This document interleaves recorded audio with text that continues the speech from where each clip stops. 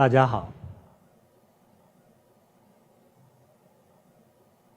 佛法与人生成就这个话题是很大的。通常佛法带给人的第一感觉，就是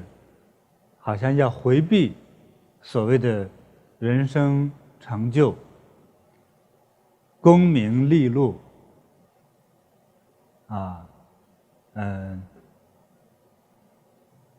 会给我们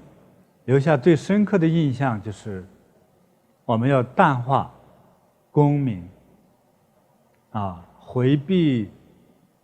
人世间的财色名利。所以这个话题让我有了这个深深的压力感和思索。那这2天我就思考了这个问题。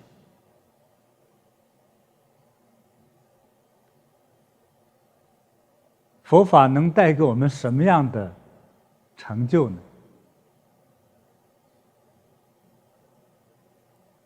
所以去纵观印度乃至中国的历史，在佛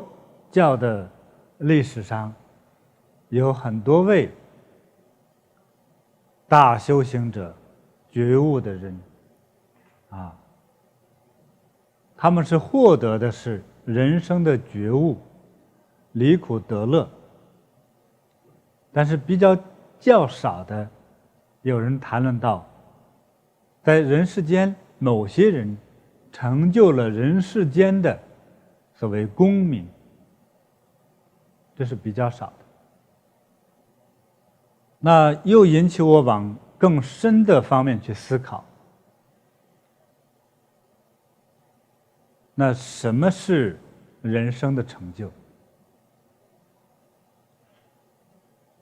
这需要我们要重新认识它。什么是人生的成就？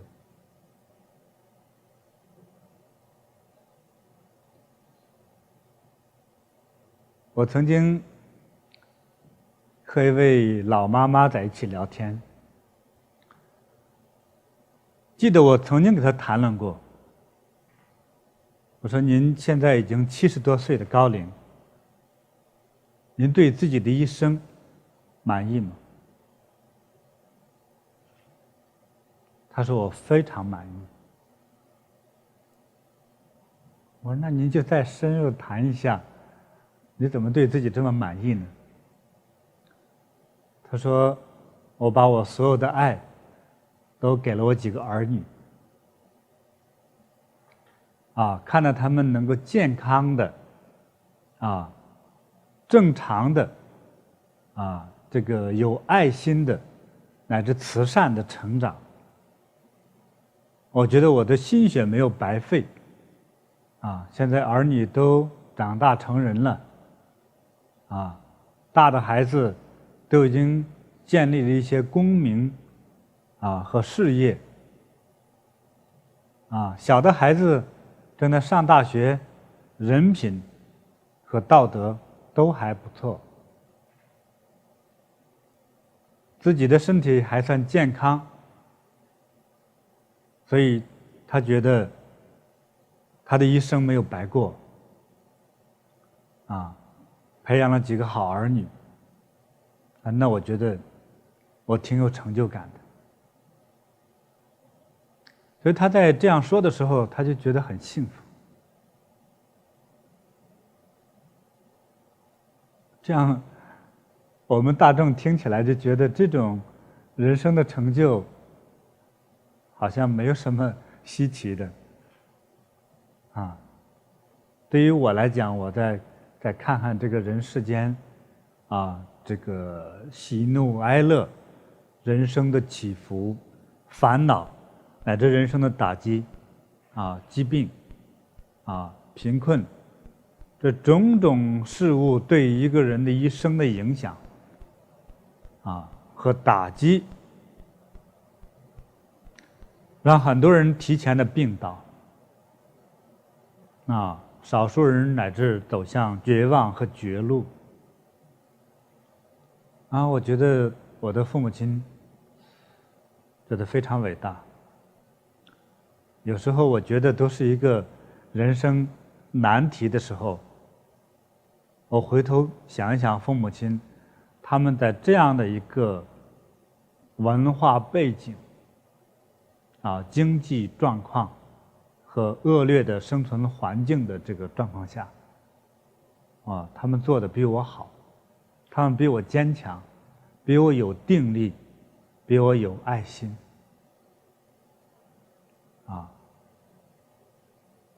因此我给我父母亲的一个评价就是，他们虽然很平凡，是中国最低下的老百姓，最平民的生活当中，那才发现他们很伟大。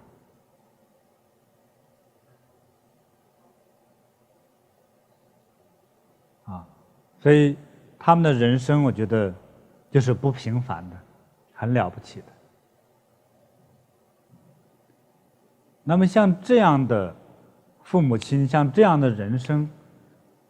在全世界遍地都是。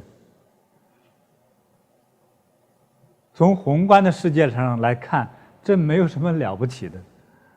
好像并不能去写一本书为他们歌功颂德，拍一部电影去弘扬他们的伟大与慈悲。因为几乎所有的父母亲都是这样子，很多人生都是这样。那这算不算人生的成就和圆满呢？我觉得算是。这就是很了不起的人生成就。那我们这个今天全世界各地在线的各个年龄的朋友们，你们也可以一起和我思考。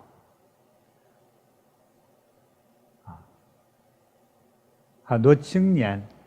少年的朋友通常会为自己的未来一直在担心。有的是所谓的读书学业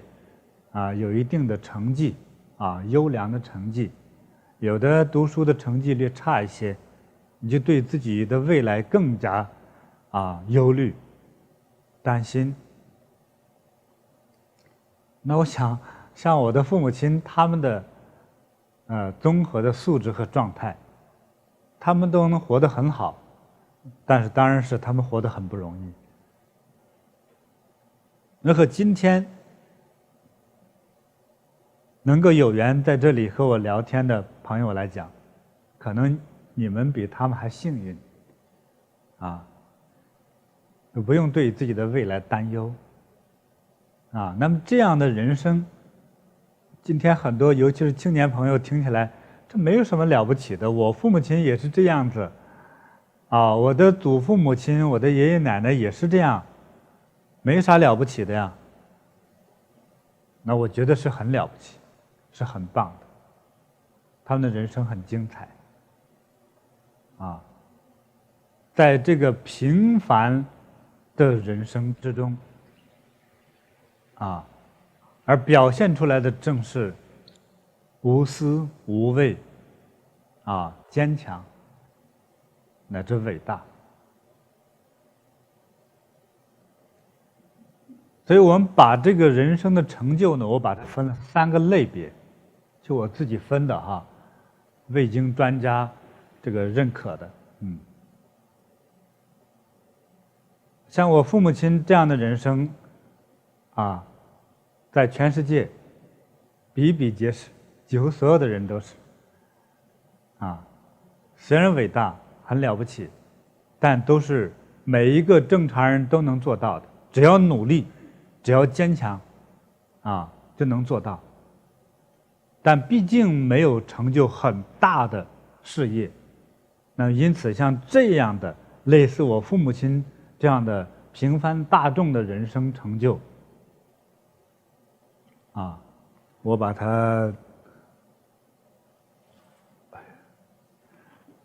它就是定为叫做平凡式，就是平凡的人生或者叫平凡的人生成就。这是第一种。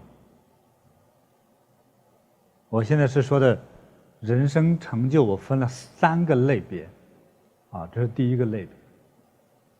第二个类别呢，叫英雄式人生成就。英雄式的成就呢，我还给它注了一个副的名字，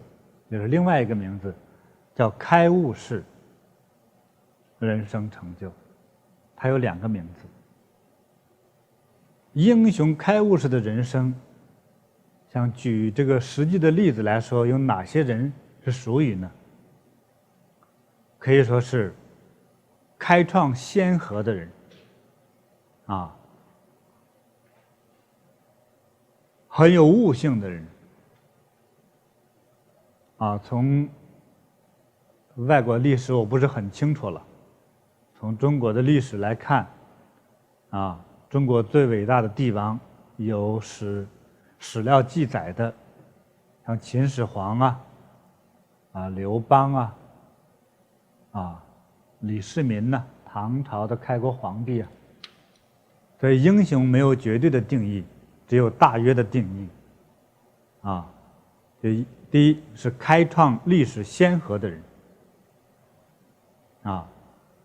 第二极大的成就自己最伟大理想目标的人，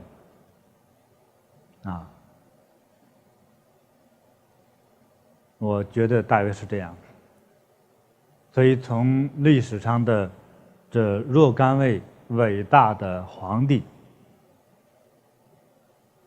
伟大的科学家，你像在中国历史上，有人发明了那种地动仪，就是预测地震的这个小机器听说是很灵验还有天文仪，也叫混天仪能够去掌握天空时辰星象引导各地的农民把握耕种、收割季节到每一个季节应该做什么事情每个季节在对于医疗的时候应该用什么样的药在某一个不同的时辰季节应该在扎针的时候取不同的和恰当的穴位这等等，就是因为这些科学家的智慧的贡献，而让数不清的无数的众人都能够受益于他的伟大的智慧中国历史上最著名和伟大的皇帝之一，像秦始皇就是因他一个人的一个意念想法将当年的几十个大小国家进行平息和统一，虽然动用了军事和武力，但当时是没有任何一个完全和平的方法来解决的就至少避免了那个若干小国之间总是不停息的战火统一了文化、文字这个天文时辰、医药还有度量衡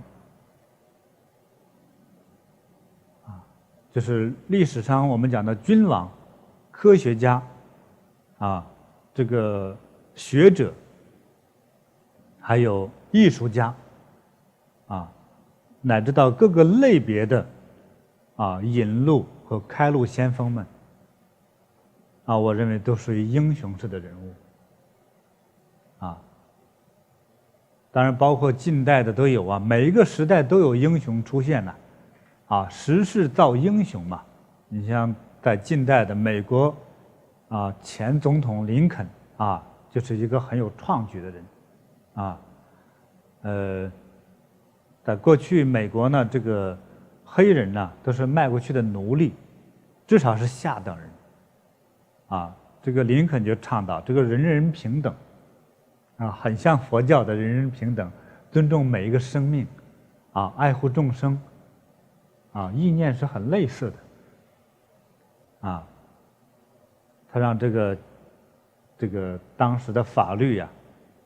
法律政策和社会的文化都是美国黑人比白人好像低3等。啊，他就倡导一个诉诸于法律的一个概念，人人平等，每个人都有投票权。白人投的一票也代表一票，黑人投的一票同样的作用和力量。啊，这就改写了历史的先河呀。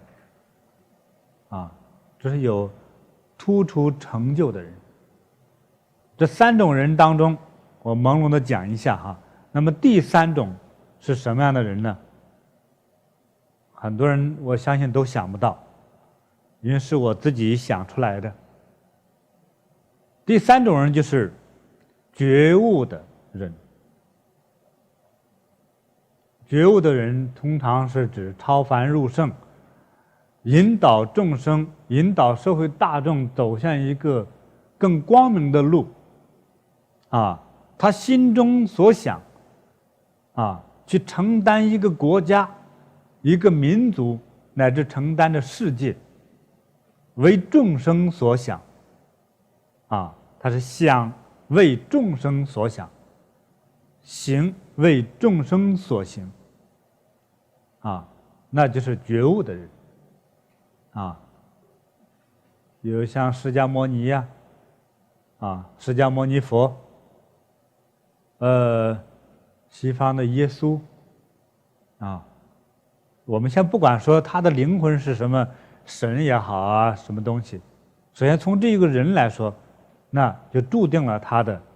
这种神圣性，因为他们要做的就是针对整个社会众生所做所想的。啊，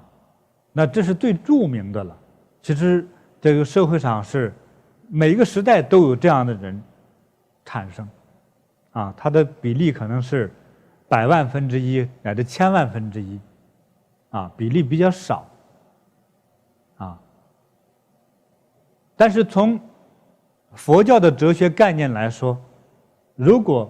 我们如果是开悟，我们觉悟的话，几乎所有的人都能达到这样的一种这个觉悟的一种生命状态。从一个平凡的人，乃至没有能力、没有信心面对一个正常基本生活的人，转天之后、改变之后，就可能能够飞黄腾达、不可一世，改变世界、创造世界，承担众人的痛苦和压力。在佛教里，这种人很多，这也正是这个概念，也正是佛陀教化的真谛。因为佛说：“我能成佛，众生都能成佛。”就是这个概念。我能觉悟，我能够脱离痛苦，其实众生好好学也能脱离痛苦。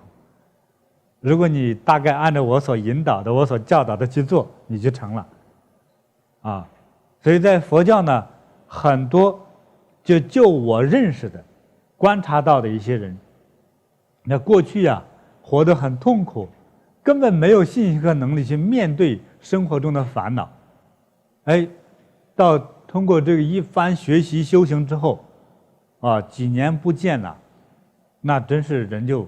完全的改变了。从小毛毛虫变成蝴蝶了，从这一只小烧鸡就变成凤凰了，从一条小金鱼变成蛟龙了，这个生命好像产生一种基因的根本的改变，就是他的智力变得不得了，我认识很多位这样的人，就讲有一个小孩子来说，他那个16、17岁，那我小时候认识的，那个说话那个口吃啊，说话根本说不清楚，啊，见了人胆子也特别小，特别懦弱，就好像天生的自闭症一样，啊，不管跟男女说话都要脸红，啊，他怎么样去面对正常的人生啊？平时门都不出，啊，但是他那个师傅还不错了。那几年之后再见了，哇，他正在给人去讲法呀，啊，面对有几百的那个信众，他在给人讲法，啊，可以是侃侃而谈，啊，从容自若，大大方方，啊，风度翩翩，啊，真是不得了。所以这个佛法呢，对于人的这个改变哈，是特别现实的。他不是说我是神，你就是永远是人。而佛教的概念就是我能够觉悟，你也能觉悟，你只要照着我说的去做就行了，啊，就能改变自己，啊，所以达到这样的境界的人，啊，就是觉悟的人。所以这是属于我分析这个成就人生的这第3种，也是最难得的一种，啊，并非大众都能迅速得到的。所以其实这么多的社会大众，有的人像听到这个概念的时候，觉得哎没什么了不起，啊，但也没有关系。今天我这样讲，你可以当做一个玩笑听听而已了。但是这么多的茫茫苍生大众，今天你有缘听到我聊这个部分，那真是个缘分，啊，你放心啊，不是婚姻的缘分哈，是一种说不清的种种的因缘在里头，啊，按照佛教的这个因果论来说，就可能你的祖先、你爹妈啊做过好事，救过人、帮过人，才可能有这样的机缘，学习到毛毛虫变蝴蝶的这个哲学概念，这就是福分、福报。所以你听到了，就可能从小毛毛虫开始脱毛了。啊，没几天之后就变成美丽的蝴蝶啊，这是第3类的。这个平凡式的人生和英雄式的人生，乃至到觉悟式的人生，他们之间到底是什么样的差别呢？大家也想一想，我们也可以这样想哈，千里马。像古书上记载，日行1000里，夜行800，这800是800里，啊，那普通的马呢，日行80就已经累得跑不动了，啊，是不是啊？心惊肉跳，全身酸痛，那就是普通的马。这平凡大众是马，这种千里马、骏马，它就是能跑，一天跑1000里没事，晚上只要吃一顿丰富的晚餐之后，再跑800里，就是24小时加起来1800里，太不得了了，啊，赶超飞得慢一点的飞机啊，太厉害了，啊。那么这种千里马和普通的马，它有没有本质上的差别？我们进行生理上进行测验的话，比如说它的骨头会不会更强壮？他的体力会不会更强壮？他的意念力更强壮？他的承受力会不会更强？他的心脏会不会更大？啊，他的宽容度是不是更大？啊，他的坚持性会不会更强？啊，大家可以提醒我，还有什么？一个好的千里马和一个普通凡马有哪些差别哈？他的腿可能也长一些，像矮脚虎似的拼命跑拼命跑，一共一天跑了10里路，还累死了，啊，就是他的这种综合的这种素质，一定比普通的马要高出很多。如果化作人这个差别的时候，它是什么差别呢？是能力和实力上的差别，对不对？对，能力的差别。所以英雄式的人物，他的耐力、体力、智力、承受力、变通力、融合力、思维意识力，这几种能力和普通人都是有差别的。差别越大，他人生表现的这个成就的差别就开始分别的越来越大。这几种力越强的，他的人生成就就越大。有的人买一个彩票，奖券是彩票，平时没有钱了，今天花2块钱买一个彩票，突然间得了100万，今天我变成100万富翁了。在得奖之前，只是靠借钱生活，长期以来，突然之间变成了100万富翁，这个中奖是他得来的，也是应该他得，但是通常的结果是什么呢？我也做了调查，通常是不得好死，有1/3的人心脏病发作，暴死，快速死亡，承受不了脑血管破裂，为啥呢？承受不了，这个血液就拼命的往头上攻，你的脑血管就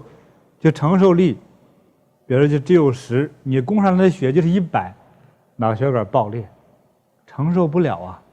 心惊肉跳，好多天静不下来，强力的高血压产生了，脑血管破裂了。还有一种，就是你的精神承受力，脑血管还可以说是生理的，你的精神承受力承受不了。说哇，突然间这么多钱咋花呀？其实花也能花掉，就是这种概念一下冲击的自己承受不了。有的人精神病了，突然间中了个大奖，从穷人变富翁之后，从毛毛虫变成一个美丽蝴蝶之后，不适应，精神病了，变成精神病蝴蝶，那不乱飞吗？看见蜜蜂还以为是朋友，是自家人呢，就被人给叮得够呛。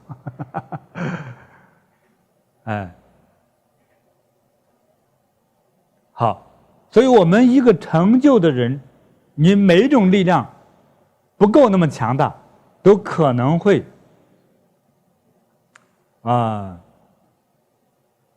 看似一个好的信息，对你就会变成一个不幸的一个原因。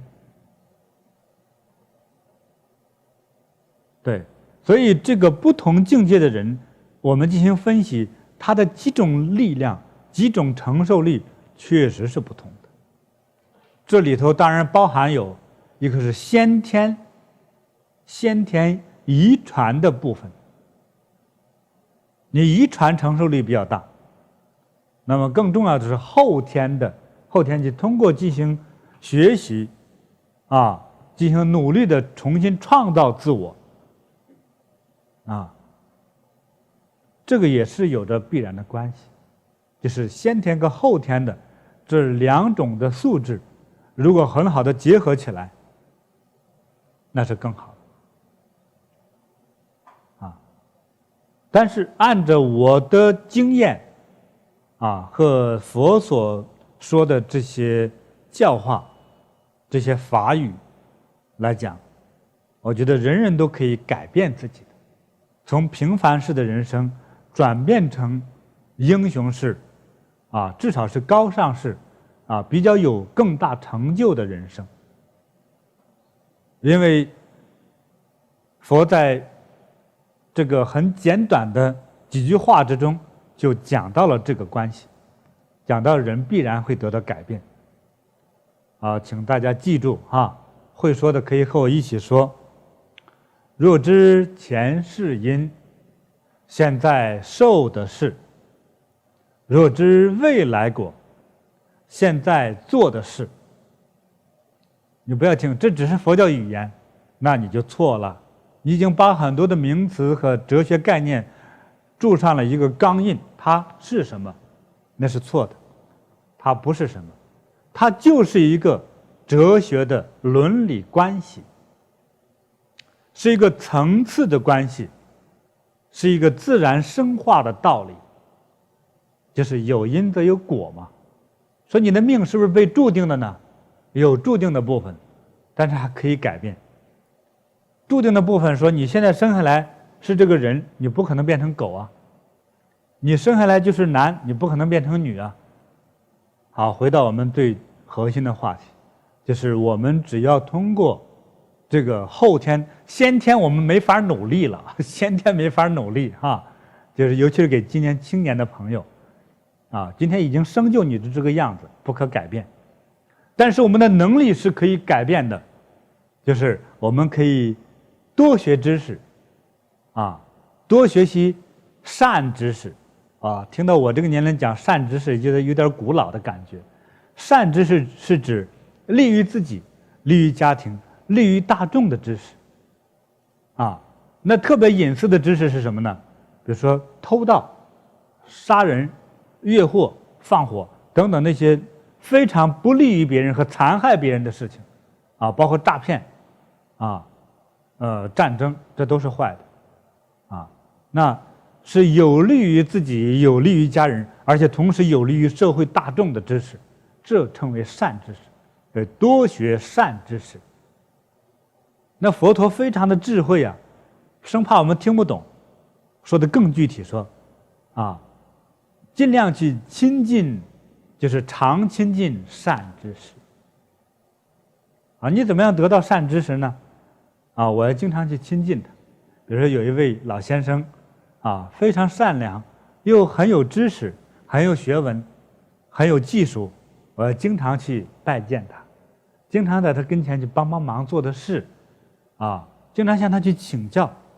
啊，一定要尊重啊，啊，要礼拜他呀。要经常要送小礼物啊，啊，也表示自己对对方的恭敬。人家善知识的人，他觉得你是一个善青年，他能将这个好的知识传播给你，传递给你，啊，你也就得到了。啊，我们刚才讲到这个因果论的概念，那就是说人生的命啊是可以改的，啊，只要从现在开始去学，只要现在开始去做。这个做当然是从想开始了，你这个一个意念确定下来了，你现在听我聊天，你这个意念开始定下来，说好吧，明天我就开始学知识，明天绝不睡懒觉，按照今天的计划去做，你就已经开始成功了一半了。啊，请记住，只要开始去做你的理想的事情，你已经开始成功了一半，就注定了是成功。而且不要用烦恼、疲劳、反感的心去面对你在成就你人生路上的一切看似劳累、烦恼和痛苦的事情。啊，比如说我希望我自己住一个很漂亮的高高的楼，我在盖楼的时候我要搬砖，啊，要拉沙子、和泥巴，啊，扛柱子，很累。不要觉得好累，真烦了，啊，还用快乐的心去面对它。因为这是很难得的机会啊，啊，难得让人生有这样的好机会做这件事情，哪怕看似非常烦恼的事情，还是用喜悦的心，我难得去经历这件事情。今天你认为是不好的，是烦恼的，但是对于未来的人生来说，可能你3年、10年之后，就重新觉醒了，觉得哦，原来过去那个烦恼原来是一种喜悦。是一种造化，啊，没有过去那一份烦恼，啊，就不会成为我今天的这份成就，啊，用感恩的心、恭敬的心，啊，就像面对神佛一般，去面对你人生中所有的事情，啊，不要用烦恼的心。我说，也许是觉得这个境界和心态好像有一定的高度和难度。啊，大家听一听就好了，不管能够把握多少都没有关系，至少我们开始有了这个一个新的心态，知道有这种心态，我们尤其是青年朋友就会自然的会用这种心尝试着面对所有的问题了，这是非常非常好的。那么我们只要开始认识到这个问题，我们就开始被改变，所以再重复一次，不要用烦恼的心面对烦恼。所以我们在经历看似非常烦恼的这些事情的时候，千万要小心，应该是用平静心乃至到感恩心去面对烦恼，才能将烦恼是很轻松自在的化解掉。很多烦恼本来是没有的，是自己的心中没有宽容，没有容纳性，没有定力，而自己所制造的一个莫名其妙的烦恼。我相信很多人很多大众的烦恼也都是这样莫名其妙的产生的。更有很多的烦恼是没有去注意倾听对方人的那个善意，而盲目的去责怪他，盲目的就将这个烦恼的这个一刹那间的这个意识强加到了一个可能平时并不太喜欢的一个人身上去，这只能让这个烦恼不断的加重，而且使这个烦恼使得让人与人之间的这个关系越来越僵化。本来可以心连心手牵手，就变成了心中隔了不断的一些包装纸、包装盒，手和手之间戴了一层又一层的防电手套，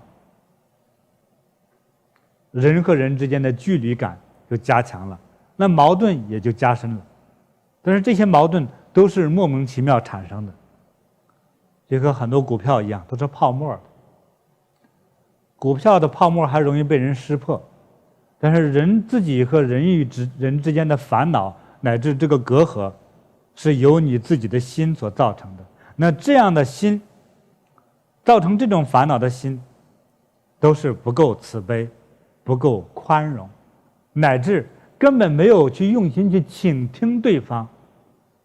才造成这些烦恼和误会。所以既有大的思维空间，大的概念，大的这个承受力，但是从每一个细节开始锻炼起。想锻炼承受力，我们有没有坚持跑步？有没有坚持有一项运动和某种一个健康的喜欢的事情，长期的坚持下去？如果没有做到，你的坚持力、你的忍耐力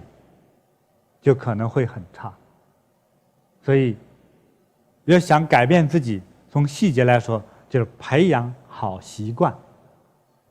培养好习惯，让自己的行为、自己的心能够对自己要有信用，说到做到，不放空炮。就是并没有一个长官和家长乃至佛祖天天盯着你，没有，要自己能够面对自己的承诺，自我建立信用。我只要承诺的要做的，我一定要做。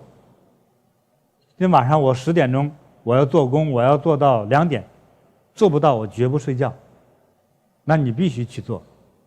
那如果你没有做到，好吧，今天说明天我再做工了，那就是变成永远都没有做工的可能。今天师父自己或者是有的老师规定，今天你要跑步跑20分钟，那我只跑10分钟，后天呢8分钟，那1个礼拜之后就不用跑了，自己就把整个跑步计划全部变成一个泡影，就没有了。那你的耐力还有吗？因为培养了自己一个叫做没有信任的习惯，自己都不信任自己，是因为你从来没有培养这个自我信任的习惯。那你这个人有信用吗？就没有信用。没有信用的人，你所发的誓言，这一辈子发了10000次，但是没有一次能够去实现它，那你的人生肯定不是一个高尚成就的人生，你可能是一个比较平凡的人生，乃至平凡之中的更苦的人生啊。所以这是可以改变的啊，就是种瓜得瓜，种豆得豆嘛，这是个哲学的概念。那么所有我们笼统上讲，像英雄式的人生，也叫英雄开悟式的人生。为什么加开悟2个字呢？这种人生可能从平凡到大的英雄成就，其实它是有悟性的，而且要有信用的，他能够坚持必须自己一定要坚持的很多生活习惯和行为，我说是比较正面的啊。那么在学习知识、学习哲学理念，乃至到比较具体的训练自己各种能力的具体入手的方法，都是需要既能坚持下来，还需要有悟性。有悟性的人生才能有创造力，才能使自己的人生精彩。人每个人是个画家，你有悟性的人才能把一个平凡的图案变得生动，变得喜悦，变得精彩。那么这个悟性通常是来自于坚持来自于坚持。在这个世界上，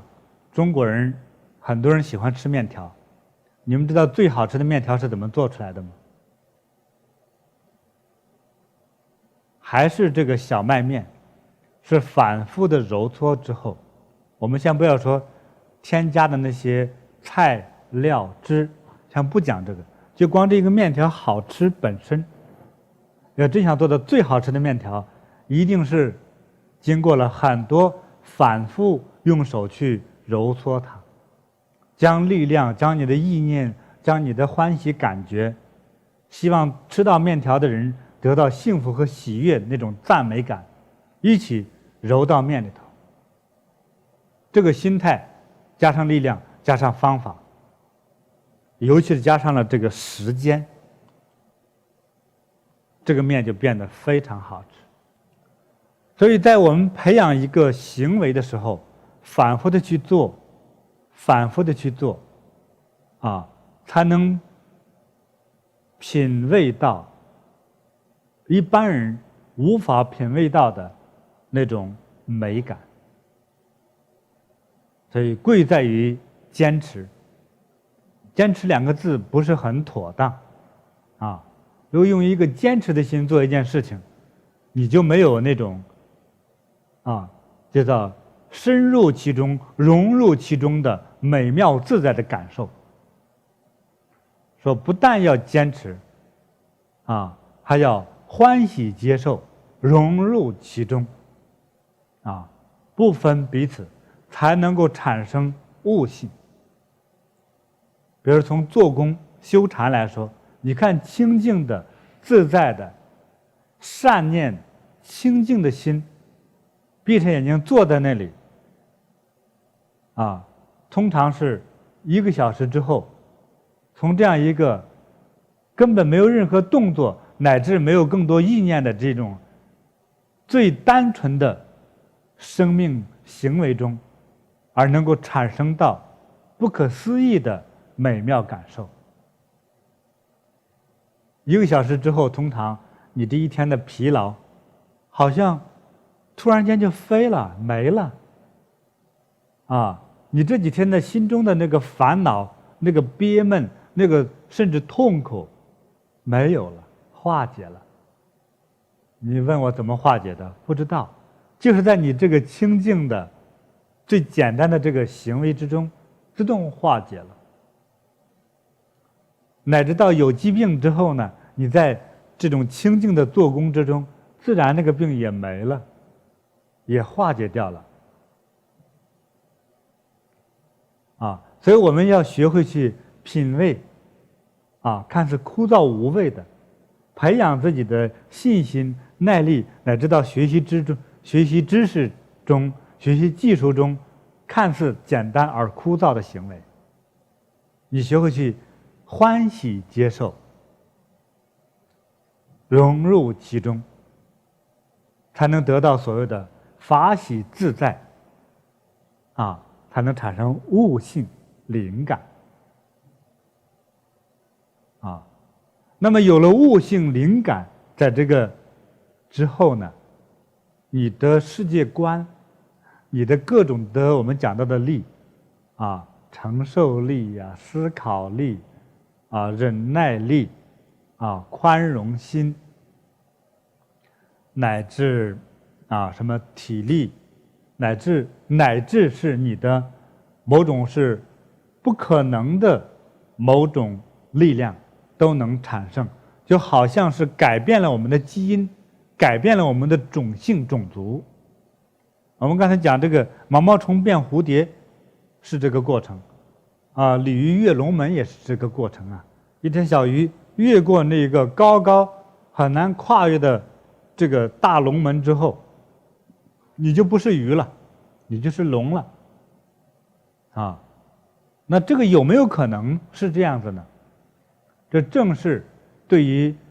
去做工、去学习佛法的人都能做到的，只要努力都能做得到。也就是从这个普通平凡的人生，就变成了英雄式的、开悟式的，你有悟性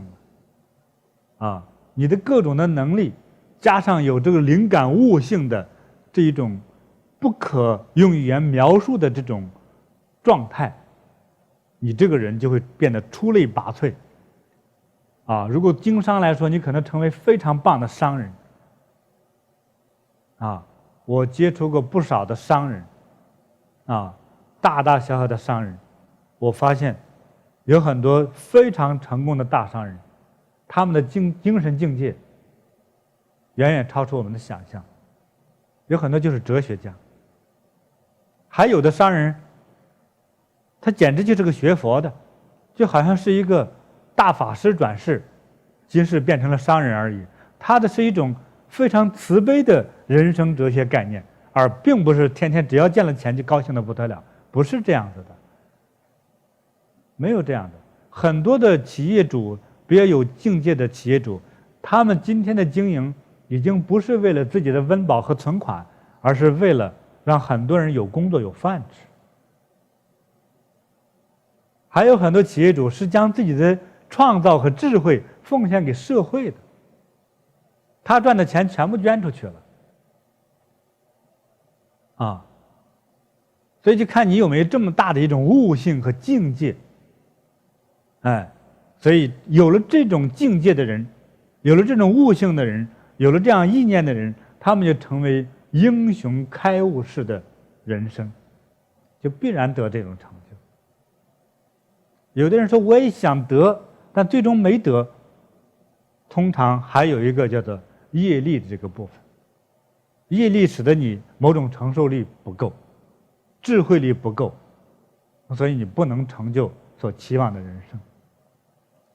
那么还有一个有这个想法，但是这个定力不足，你这个想法不确定，所以我要成为开悟的人，我要成为英雄式的人物。白天这么想，到了晚上就会想，我行吗？我能做吗？就我爹妈全是毛毛虫，我就能变成蝴蝶凤凰吗？自己都会这样疑问自己，而且不去实行它，那当然永远成就不了。但是你确实也有这样的想法，这个没有成就的原因就是你这个意念不够确定，要确定才行。要确定，你才会产生这个能量。刚才有人递纸条，说我个人，对个人成就的概念是什么？就是我自己认为什么是成就，我就想起来20多年前，在我刚刚20出头这个年龄的时候，我自己那个时候觉悟到一个什么是成就的概念。那是那个成就，我用的叫成功这2个字。大家都猜猜哈，我的成功概念是什么？如果你能猜出来，你就现在打到论坛上去。我那都是我的概念，人很年轻，就是心很原始。我就是活着就是成功。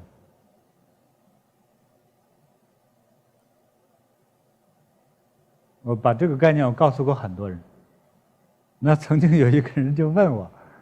那师父，那如果有一天你死了呢？我说死了就是解脱，反正怎么样都是最棒的，都是胜利的，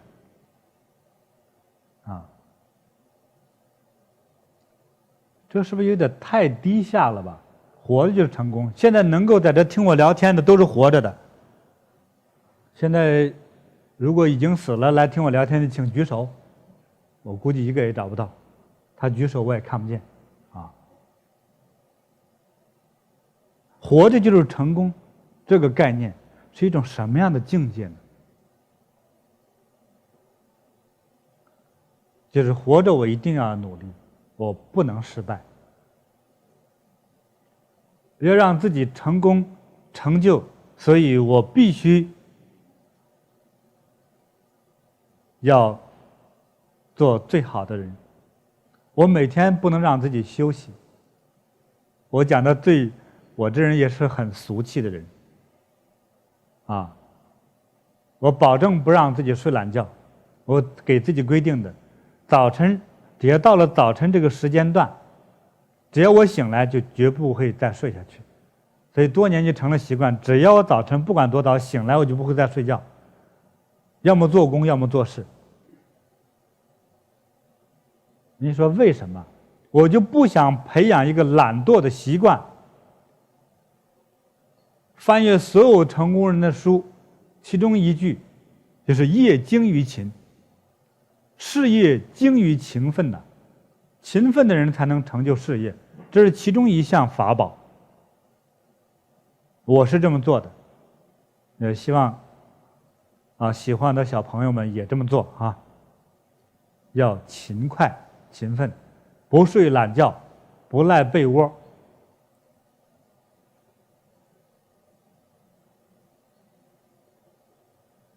尽量的信守诺言。你有时候可能是非常不可推脱的事物耽误了昨天的承诺，那是特别的事件与人接触，言而有信，言而有信。你说的话就像钉下去的钉子一般信守承诺信守不是叫信守了，要锻炼我们的承受力、耐力。承受力、耐力好像没法去区分它。那我怎么锻炼的？比如我在做工的时候，就是坐禅了。那最早坐禅也是很累的，没有基础的人，那个坐在那儿，差不多半小时之后这个腿就开始变麻了。看你们有没有这经历小朋友们都回去试一试。从麻了之后呢，再过10几分钟呢，变酸了，再过半小时，变得剧痛，酸痛的这经常在这个小时候做工，你看这么简单的一个行为，就让自己承受不了，痛到了全身在颤抖，大汗了。冬天可以穿1件衣服，那个汗就往下滴，不是热的，是痛的，痛到这个程度。那你们能坚持吗？今天我们在场的人，能不能过去没有做工基础，一次做1个小时，有没有人能做得到？会很痛。一般腿痛，大家都会爱惜自己啊，因为你的痛感神经，你的大脑都受不了啊，一般都会把腿放下，对不对？我不是，我是很会折磨自己的，我就准备了一个大概1寸宽的一个绳子，一个带子，把腿绑起来。因为痛到它会自然这个腿就会伸开，我不，我把它绑起来，啊，训练自己，啊，怎么样承受这个痛苦呢？我说忘掉它，忘掉它怎么忘啊？痛得不得了，怎么忘？念佛念咒，啊，念着念着就忘掉它了。但是，一旦坐下去2个半小时之后，收工了，睁开眼了，腿也不痛了。你看很多人在地上坐一会儿啊，起来的时候动不了了，怎么回事？我腿麻了，不能走路。这样我的坚持下来2个半小时，起来之后，马上起来可以走路，甚至可以跳舞，甚至可以打拳，轻松的不得了。那么刚才的痛也是真的，但同时也是假象。你自己熬过去这一关了，你的定力、你的承受力就自然的就在积累着，在增强的，像银行存款一样。你不要怕少，就怕你经常去存，啊，今天存5块，明天存10块，10年下来多少钱呢？也可能有50万到100万了。对，功夫是不负有心人的，哎，所以我们平时这样修，这样积累，所以体力、耐力、定力、智慧，啊，宽容心、慈悲心、喜悦感，啊，综合起来就是魅力，啊，所以他痛得不得了，只要我狠狠地坚持下去，就是从来没有过的美妙与快乐。我看有几位大师曾经描述过，啊，进入禅境，那个喜悦感是什么样呢？现实叫做法喜。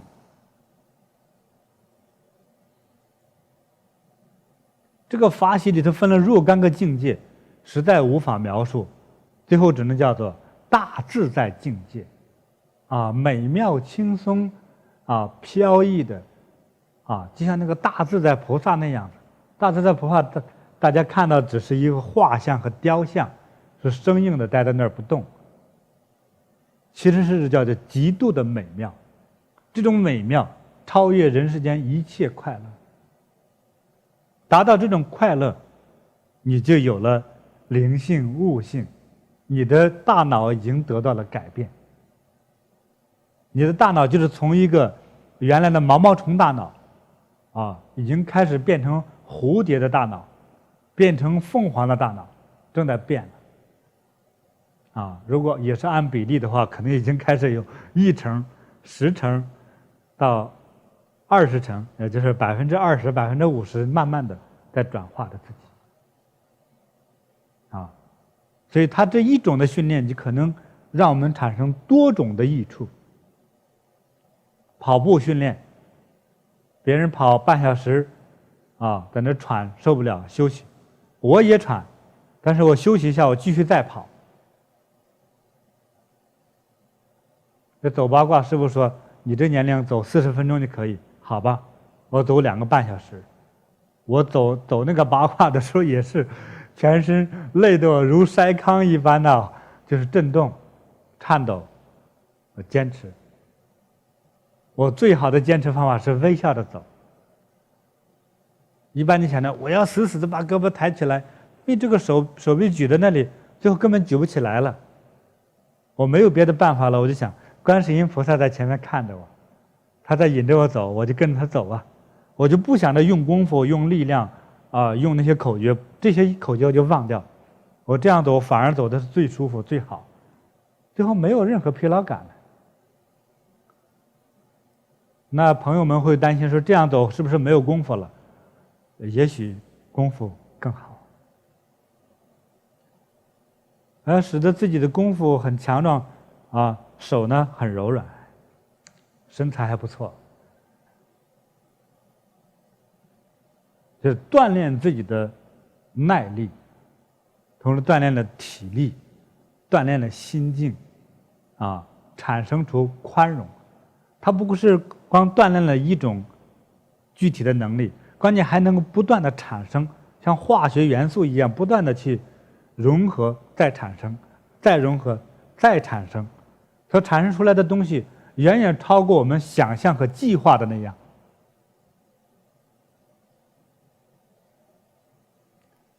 所以，随着我们这些不同的这个能力的训练，让我们得到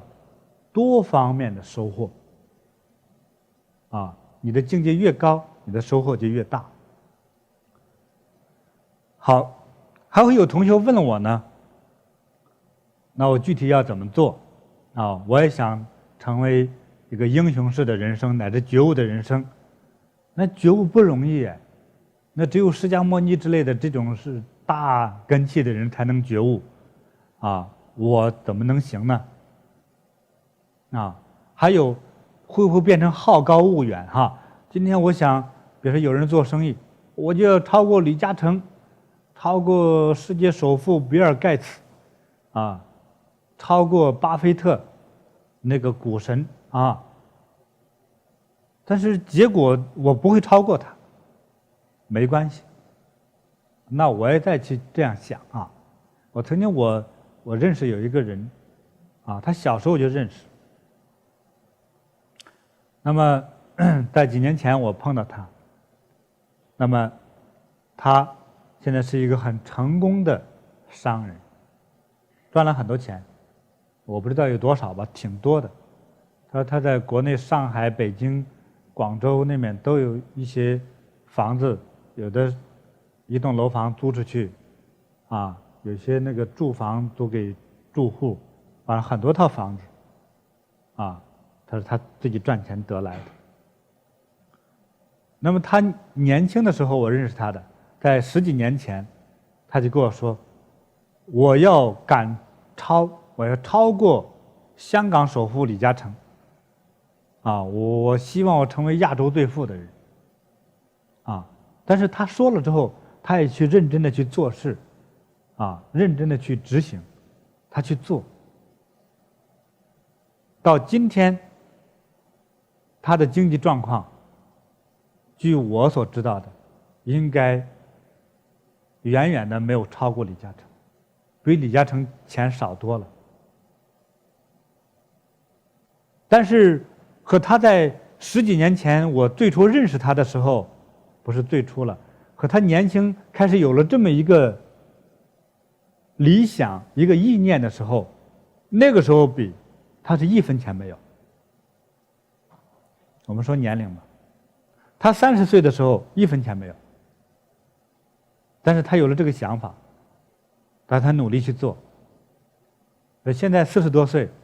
他赚到了至少有上千万美金，但是绝对没有超过李嘉诚。我们分析到现在，他有可能还得数人的钱数可能有上亿的美金。那么和他最初立下这个超越李嘉诚这个意念的时候相比，他已经是一个富人了。大家说他算不算一个成功的人士呢？应该算是，我觉得也算是。但是如果他没有这样一个比较高的、比较大的这样一个理想的一个目的呢？如果他那个时候就想，我就超过我们邻居就好了。这个邻居不是买了一辆摩托车吗？有一天我希望自己能买一个小轿车开开就不错了。他实现了这个理想之后，他就通常没有动力了，所以他只能超过了他跟前这个邻居，可能200米之外的所有的邻居他都可能超不过。所以他设了一个大的目标，不是没有实现，是在这个过程之中已经就成就了自己更加丰富的和完善的人生所以一个大目标设立，我自己觉得说，如果你真有这样的一种素质和动力的话，可以将目标设得大一些。就好比搞建筑，因为我父亲是建筑工人嘛。如果你现在的意念是说我只是盖一栋普通的平房，那你想建造这个平房的时候，你一定要开始准备建筑材料，准备这个地。你从买地的大小和准备建筑材料相比的话，你只准备一间平房的材料，对不对？比如说5根梁，8颗柱子，10万块砖，20袋水泥，2汽车沙子够了。如果今天我的一个愿望就是我要盖60层的一栋大厦，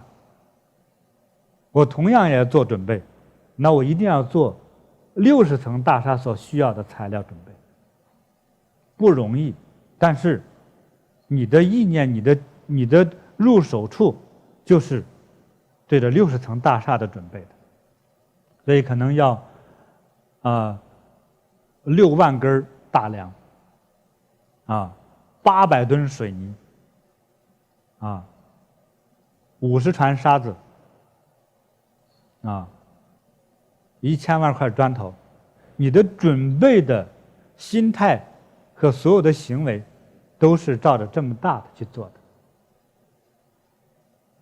所以你努力的结果，无论能不能建成60层的大厦，但是它一定是远远高过于1层房子的这个空间建筑。你也可能建成了10层，也可能建成了30层，但是已经远远超越了最原来的最普通的1层房子。你的人生的这个成就已经改变了。所以为什么我提醒大家，在面对人生的每一件事物，包括烦恼出现的时候，还是用感恩心、平静心去面对它。你的成就就是靠从一个起心动念，靠去体会每一件事情，接触每一件事情，学习每一个知识的这个过程之中，成就了你最大的人生理想。那个快乐不是在成就之后，而是在成就的过程之中，乃至从这个意念开始产生的这一刻，就开始学会去用一个慈悲善良的心去感觉这个整个的成就的过程所以建立一个比较大的这个愿望比较好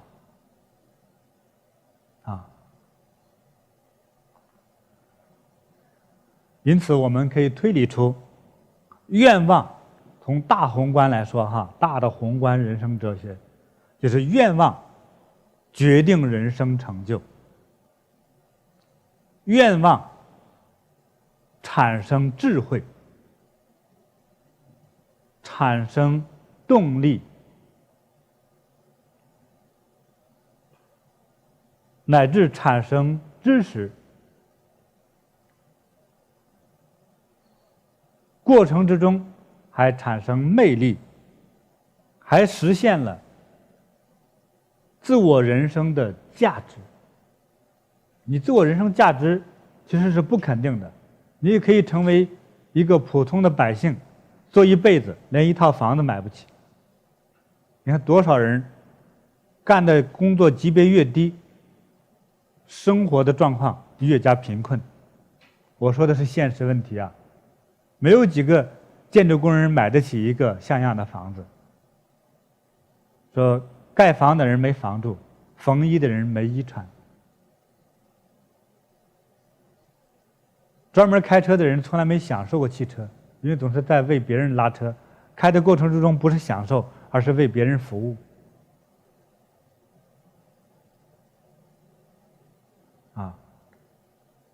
但是如果你远远超过了这个概念，你的人生自我的价值得到了多么大的一种安慰和喜悦感，你人生没有白活一次为你祖先争光，让你的亲人、父母、子女以你为荣，谈到你就是幸福的。如果你想做到的话，请按照我的理念往下去思考。所以呢，我们青年的朋友们需要给自己好好去重新思考和规划一下人生的目的，这样走让自己活得更好。所以愿望可以设得大一些，我觉得是好事，也不是坏事。但是，只是叫做进退得失，在心中留下无限的余地。成败的概念是你心中的一个意念而已。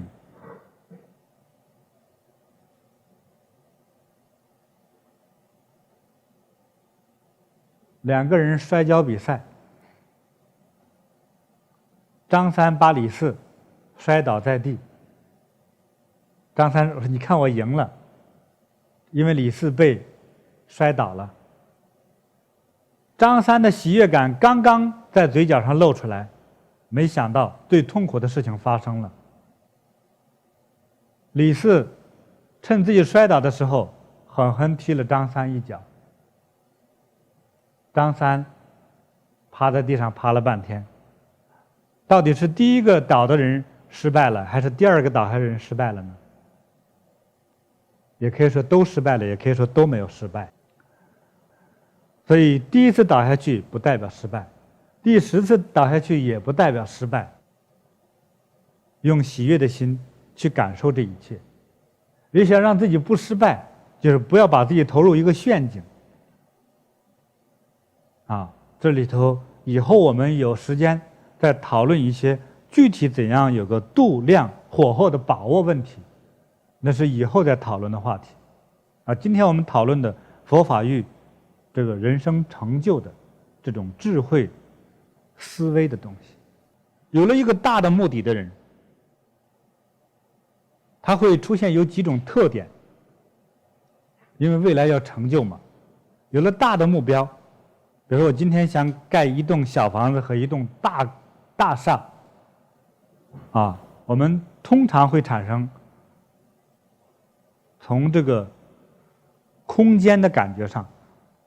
我肯定要思考到我旁边的房子建筑结构如何，我盖这么大的房子合不合适。从时间的观念上来还要思考。比如说我现在生活在清朝时代，能盖个3层楼的已经很少见到，都是王爷级的。我今天盖60层楼，所以在清朝时代，第一个建不起来，第二个如果盖到3层乃至6楼的时候，就可能被没收乃至还砍了头。楼被没收了，头还被人砍掉了。所以做大事情的人要跨越一个时间空间的感觉。在当代来说，我们要做这么大的事，我们一定要考虑到这个时间空间。我今天盖这栋楼，到10年之后，乃至它能够更加升值，更加有它的存在的价值空间。从设计的款式和实用程度，到未来10年、30年之后，它还能够不落伍，还能被人喜欢和实用。对，所以做大事情的人，他的思考的空间的广阔度，时间上的这样一个跨度，是很多做平凡的人而没想到的。有大愿望、大思维的人，会是他首先是一个播种者，而不是收获者。今天我种树是为了让我未来的子孙或老了之后去乘这个凉，用这个木头。而平凡的人只想着我就砍下那个树来，拿来做凳子、做桌子，或者用来烧火用。所以他们的时间跨度上完全是有很大的差别的。平凡的人说只管今天我要见人，我把今天收拾好了，我家里头乱得像鸡窝一样。有修养的人就平时就注意了，将自己的各种衣食住行都安排的有顺序，行为是有思考、有顺序，这样一个自我管理的一种状态。所以有大愿望、大理想的人，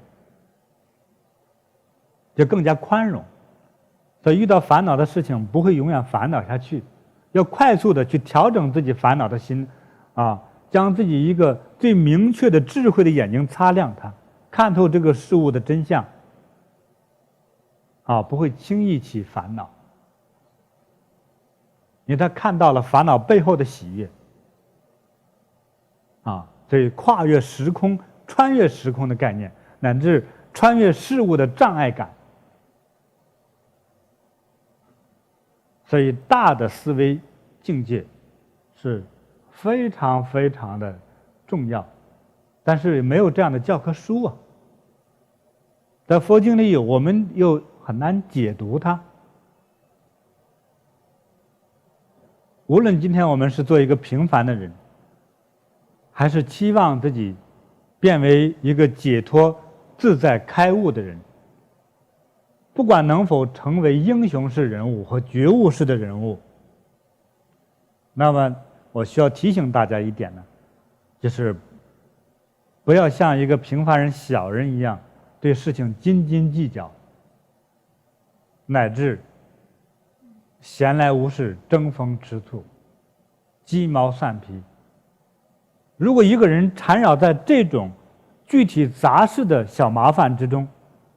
就不能成就大业，将会因小失大。本来可能有觉悟的这种可能性，有这种潜在能量的人，你也受到了我的教化和影响，但是太过于细致和斤斤计较的时候，尤其是特别注意了自己的得失利益的人，不管是精神的、情感的、金钱的，太在意的话，就会被这些小小的烦恼，像那个树林、丛林之中的那些有藤蔓似的植物一样，把你死死的捆住、缠绕在里面，不能解脱。那不能解脱，就会变成什么样的人呢？就是凡人中的烦恼人，简称凡人，就是属于凡人之中的还要差一点的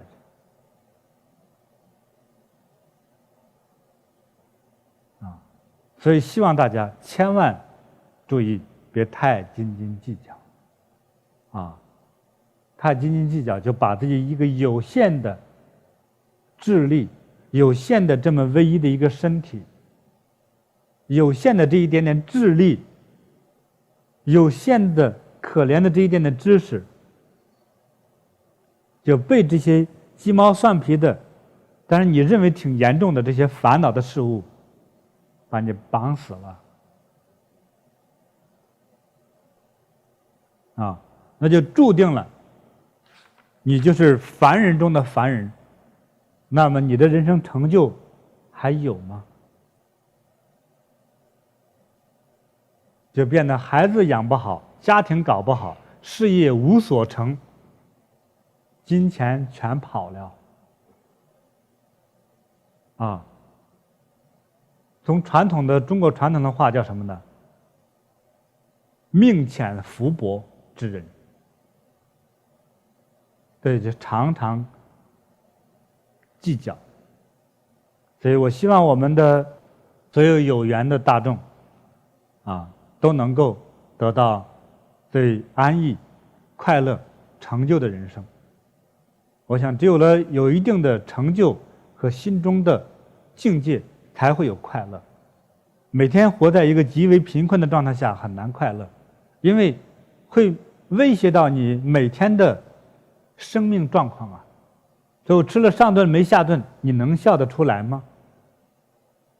到了冬天这么寒冷的天气，大家都穿上皮靴的大棉猴，你只有一个单褂子，你能快乐得了吗？我曾经在一个报道上说，你看这个地方的人啊，他们虽然很贫穷，但是特别的快乐。我觉得是他没有深入去调查，他看到他们干活的时候喊着一种整齐的号子，他以为是快乐，其实不是。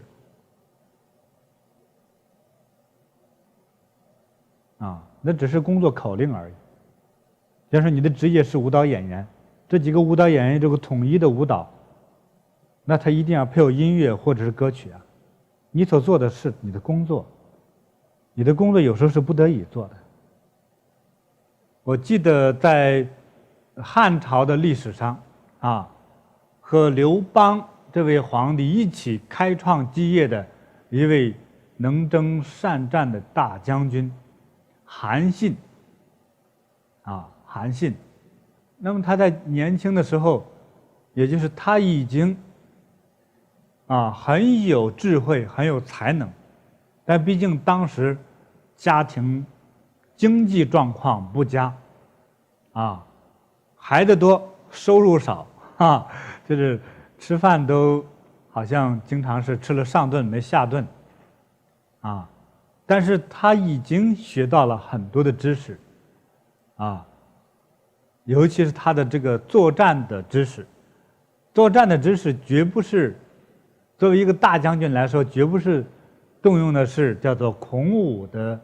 力量。所以孔武之力就是用身体的肢体力量或者是武功，不是这样的，而是智慧。那么他已经将这个兵法已经与自己的智慧生命已经合二为一了这样的一个人我们都知道他还能够为了成就自己这个将来伟大的愿望，今天还是一个非常破落的小青年所以离开家乡不久的地方就饿得不得了了，没有钱没有饭怎么办呢？所以遇到一个挺调皮的青年，可能比他还强壮说我这里譬如说有一碗拉面有一碗面条，你如果想吃这个饭可以你从我的这个胯下钻过去从我胯下钻过去，像个狗一样，那这碗面就是你的了。那他当时并没有发作他的情绪和运用他的所谓卓越的智慧和武功他用的非常简单，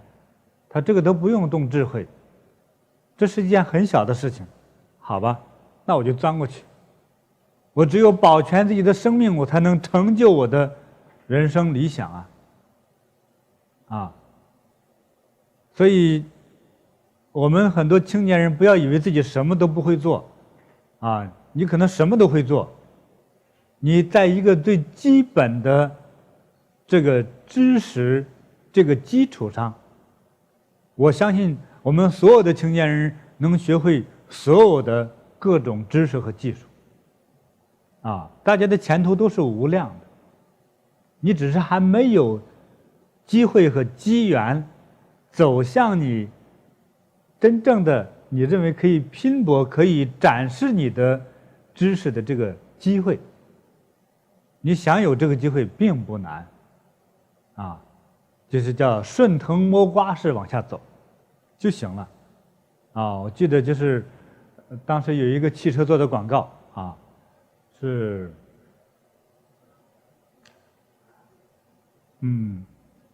人到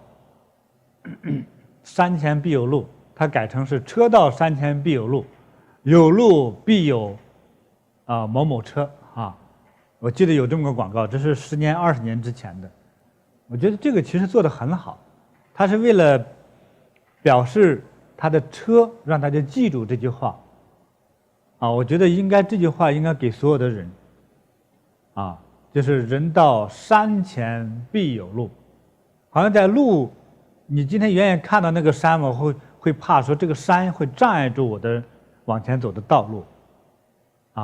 但是真到了这个山脚下的时候，才发现有路可走，我可以通过去，没问题，不是障碍所以就是人到山前必有路有路就能成就你伟大的人生理想，所以不要担忧未来找不上工作，所以不用担忧，只要我们平时注意观察，注意学习，注意去听闻，我们都能学到很多知识，你像我的父母亲，还有中国多数的这个上代人老人家，多数人都是没什么文化知识的，他们同样生活得很好，虽然很辛苦，但毕竟也能走出自己的人生之路现在在这儿来发帖子，在这儿发愁的人，你们好赖都是读过高中嘛，就可以了我连中学都没有读，不是也在做人吗？虽然我活得也很累，但我也得坚强的活着呀因为我妈告诉我，孩子好死不如赖活着，所以我一直就坚强的活下来了那肯定很多青年朋友问我，这活的是不是很不容易？是不容易我就喜欢不容易的生活。如果让我天天从吃的、做的、用的都是很柔软的东西，我还不习惯呢。我就已经习惯了挑战困难所以在自己心里头就习惯于没有所谓，来吧困难老子不怕。但是因为有了这一点点坚定的信念，不怕我就有办法处理它根本不在乎什么困难，反而不习惯。你有好几年都是非常平坦的路，就觉得没意思。所以不要用一个恐惧的心去思考未来没有发生的烦恼和困难那不等于是叫那个成语叫什么？杞人忧天了。就是所以希望青年朋友们将你的心放开你这份烦恼，这不是莫名其妙自己制造的吗？不用担忧人到山前必有路有路就能够通达到我们伟大的人生理想的目的地所以你现在该学的你就好好学就行了把自己的心放开，你的学习方法也是无限的无量的你在上大学的时候，可能正是打扫卫生的人，他的某种言行某一个状态都可能会教化我们，那都是知识。你不要以为你的教授你的老师给你指点的那才是真知识一切都是知识我们今天所看到的一切，山川大地这个鸟语花香天寒地冻还有喜怒哀乐，都是知识。那是一本活的书那是生命之书。所以在这个过程当中，我们能解读到好多好多非常非常实用的知识就是不要为自己的未来所担忧。但是任何事物都是两面性的，你担忧它，请问你做了什么？我小时候，像师父叫我去一个非常非常可怕的一个树林里，半夜2点钟去跟他学习功夫，我害怕呀，我那个身体差，胆子小那我既然怕，所以我才做一些防范的工作。那个时候我也怕，又怕遇上坏人，又怕遇上鬼那就拿了一根棍子壮胆。我拿了棍子，而且走路的时候就开始注意观察，总觉得我的屁股后面总有个人跟着我所以我总是提心吊胆。提心吊胆就提升了我的观察力、防范能力和武装能力就把自己武装起来，拿上一根棍子兜里装2块石头再戴一个头盔对，其实听起来很可笑，但是我们做了防范。朋友们，你要担心你的未来，担心找不上对象，找不上工作，请问你做了哪些准备的工作呢？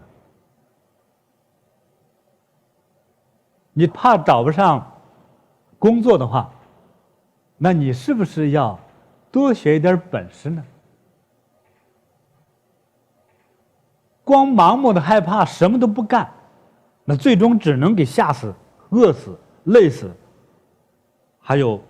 一个人折磨自己、烦恼死，连个对象也找不上。就是说，你要把自己武装起来，有没有本事，让自己不再担忧。盲目的仅仅是担忧的话，没有任何表现，那最终的结果一定像你担忧的那样那么惨。要想让自己将来不被这种忧虑来困扰自己的话，所以我觉得先是要有本事。没有人有天生的本事，当然人正常的本事就是说，从生下来不会走路，后来能够直立行走。那小狗小猪无论多么可爱，它多么可爱，到它能会走路都是四肢爬行走，这就是人和动物的一个差别。那你也是这样一个人类，有高尚的人类为什么不去做呢？你不要说成为英雄式的人物，就平凡的人物，你也需要具备自我的生存能力、自我保护能力，还有一个叫对家人、对子女、对父母上代长辈，还要有一个抚养、孝敬、养活的能力。你听起来觉得哇，这压力太大了，不大，只要开始做，只要有担心就好。学一门技术，我现在说回我父亲，我父亲就是做建筑的泥瓦工。我父亲是这样一个非常平凡的人，那么他的技术就是泥瓦匠，就是垒砖、垒墙、盖房子，听起来很简单对，他就养活了我们这全家那么多口人，很多口人。上还要去孝敬父母，下面还要顾及子女。对，就怕的你是什么都不学，连学技术、学本领的一颗心都没有，那就这样是错误的，是非常错误的。无论今天的，你说我们今天男女平等，所以我们青年的男女朋友们，你都需要去承担我刚才讲到的，承担这个家庭的这个负担和责任。上孝敬父母祖辈，下未来都可能要去养活子女，乃至养活子孙。作为这个年轻的女士们，你不要想着我嫁个人，承担家中的大栋梁是男人的事情。即使男女平等，为什么你要等着别人来养活呢？平等就要平等的付出，才能平等的得到，你才有平等的幸福和成就感嘛。对，你的魅力不光是美貌我觉得最大的魅力是能力，知识和能力才能产生真正的动力。要不然我看那个网络上总是把一些不学无术知识很少光靠脸和身材外向迎人的人，那称为花瓶那就多不好听真正的花瓶还能插个鸡毛掸子，你说你这算啥呀？只是摆设而已当然还有一个功能，可能帮着传宗接代那是不行的，那仅仅是一个动物的本能而已。要将人类的智慧要尽量最大的发挥出来。所以无论男女既讲到男女平等，作为女士希望得到先生，得到男士，得到家庭乃至社会的尊重，那你的责任和义务也是同等的，不要分什么男人、女人、男性、女性你有这么大的责任和义务所以你有什么能力？所以今天的各位女士朋友们，那你应该要让自己活得更幸福、更安乐、更自信那你需要的就是知识加技术，当然知识也可能等于技术，这样才使你的美丽变得更有魅力，乃至有永恒的魅力。能力产生魅力能力能使外表比较丑陋的人都能让人觉得他很帅很棒。所以能力能够决定成就，决定人生的成就，决定人生的幸福指数，决定了你自己活的那种自在与否。所以能力决定了你的生活质量和品味。所以只有了成就才能减少烦恼，只有了成就才能注重我们的身与心灵的健康。所以我们希望大家形成一个好的习惯，成为一个人生成就的好习惯，培养这个习惯，那变成良性的循环，来成就自己本应该可以获得更美好更大成就的人生。尤其是青年人、青年的朋友们，你们的前途是无量的。担忧，每个人都会担忧自己，我觉得担忧远远不如去想再去做它。你的入手处就是学习，学习，再学习，再拼搏。培养好习惯，不懒惰，不说谎，不骗人，学习任何一个你觉得值得学习的技术和知识，将来都有很大的用途。